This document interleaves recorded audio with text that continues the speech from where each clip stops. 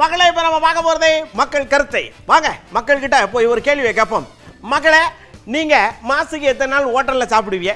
அதனால் உங்களுடைய வருமானம் எந்த அளவுக்கு இதாகுது, இல்லை அதுக்குன்னு தனியாக எதுவும் சம்பாதிக்கிறீங்களா அப்படின்ற மாதிரி ஒரு கேள்வியை கேட்டிருக்கிறோம். மக்கள்லாம் ரொம்ப அழகாக பதில் சொல்லியிருக்கிறாங்க. சாப்பாடு மாதிரியே மாதத்தில் ஒரு 7 டைம் போவேன். 2000 பக்கம் செலவாகும். மினிமம் என்ன ஒரு 2000 அந்த ரேஞ்சுக்குள்ளே தான் ஆகும். 1 டைம் தான் போவோம், மந்த்லி 1 டைம் மட்டும். ஸோ நான்வெஜ்க்கு தான் ரொம்ப அதிகமாக செலவாகும். வெஜ்ஜு வந்து சாப்பிடுவோம். ஒரு மாதம்னு பார்த்தீங்கன்னா மொத்தத்தில் ஒரு 10 to 15 days அவ்வளோதான்.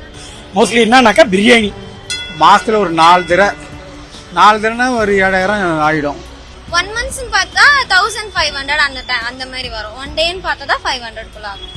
மாதத்தில் ஒரு 5 days 6 days இந்த மாதிரி சாப்பிடுவாங்க. ஹோட்டலுக்கு மட்டும் பர் டேக்கு பார்த்தீங்கன்னா 150 200.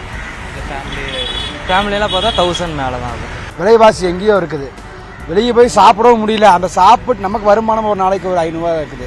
இதை செலவு பண்ணி சாப்பிடணுமோங்கிற ஒரு இதில் வந்துட்டு வெளியெல்லாம் சாப்பிடாம என்ன பண்ணுறோம், சரி வீட்டுக்கே போய் சாப்பிட்டுக்கான்னு சொல்லி அங்கே இருக்கக்கூடிய பொருளை வாங்கிட்டு வந்து வீட்டிலே சமைச்சு சாப்பிட வேண்டிய சூழ்நிலை இருக்குது. மாதத்தில் ஒரு 15 நாள் போவோம். 15 நாள் போகிறப்போ ஒரு 10-12,000 ரூபா செலவாகும். இன்னும் முழுசாகவே ஹோட்டலில் தான் சாப்பிட்ற மாதிரி இருக்குது. சாட்டர்டே சண்டேனா சரி திருச்சி சொந்த ஊர் போய்க்கலாம். 4500 பக்கம் ஆகிருக்கு. ஆட்டோ ஓட்டிகிட்டு இருக்கேன். மதியானம் லஞ்ச் வந்து கடையில் தான் சாப்பிட்ற மாதிரி இருக்குது. அதுவே மாதம் ஒரு 3000 ஆயிடுது.